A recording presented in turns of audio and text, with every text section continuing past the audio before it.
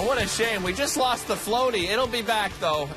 You'll have to stay tuned for the floaty. But we're talking about something very serious, and that is summer safety. Dr. Zach Levine joining us back on the show. And as we went to break, you were holding up a paddle. I feared for my own safety. But this is part of summer safety. So you had some of your colleagues gave you this last night, right? Exactly. What is the purpose of this tool you brought along here? So this tool that I brought here is, so basically what we're concerned about. Hold it up here. I don't know how to hold it the right way. That's good? That's good. Yeah. Okay. That's good. So basically, it is, instead of the barbecue brushes with the little metal spikes that end up coming off, and every year you read about a few people who actually end up ingesting one, and it either perforates their esophagus or their stomach or causes infection, or in worst case scenario, they have a huge infection and they die from it. So you should be looking for a barbecue scraper that doesn't have those little bristles. There's a couple of different, there are metal ones that have sort of round metal that won't come off. That's right. And then my friends they're still a little bit dangerous. I mean, probably. Eventually they could come off. Yeah. I was saying to this, so I've got one of these,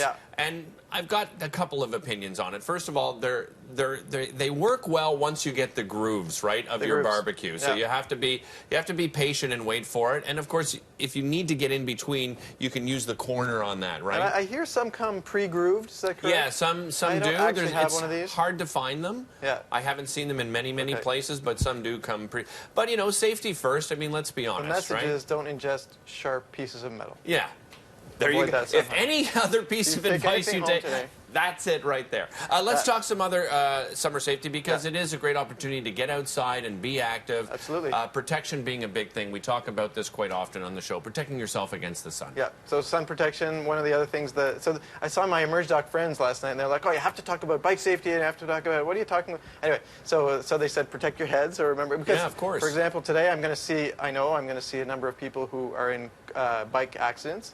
Not necessarily their fault, but if they get hit by a truck or a car, even if it's not their fault, it doesn't matter. So anyway, sun safety is very important, right? And we know that there's the UVA, and there's the UVB, and they cause skin aging, and more importantly, skin cancer. Yeah. And and they cause cataracts, and they cause a whole bunch of things. So you need to protect your skin. Use broad spectrum sunblock, so You're UVA 30 and UVB, plus, right? Exactly, 30 plus, and reapply it every couple of hours, and even more frequently if you're going swimming, because it does get washed off.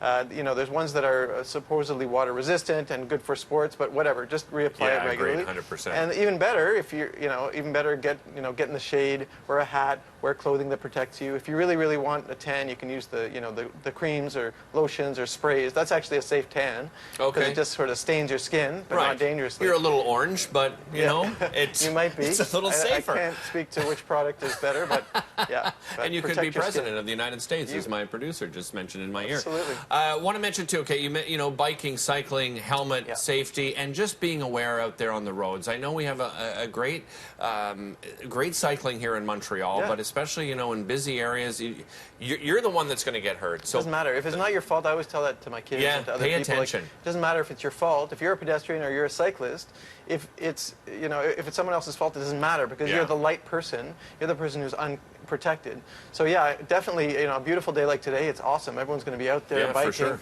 But you have to protect yourself. Be very, very careful. Never assume that someone's going to stop for you. Wait till they've actually stopped at the stop sign or the red light. And watching when they pull into a parking spot. Always be so careful, right, of opening your door and double check. And as drivers, we have to do our part as well, right? So think of that. Yeah. You mentioned outdoor activities and so on. Protecting yourself from the sun. Hydration, also very important, especially a day like today where it's going to be humid. I believe at some point, every summer there's a day, we have a few days with terrible heat, and where people get heat stroke and a few people die. And so it's worth it talking about it when it's a beautiful day like today, that hopefully, although it's going up to 31, I heard from Catherine.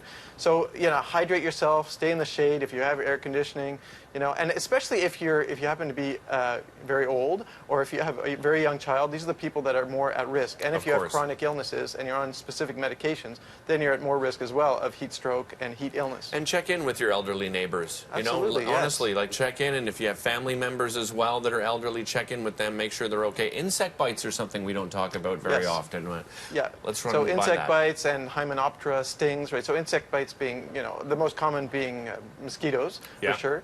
And, for the most part, they're benign. There is West Nile virus. People should be aware of that. So, the peak biting times for insects are dawn and dusk.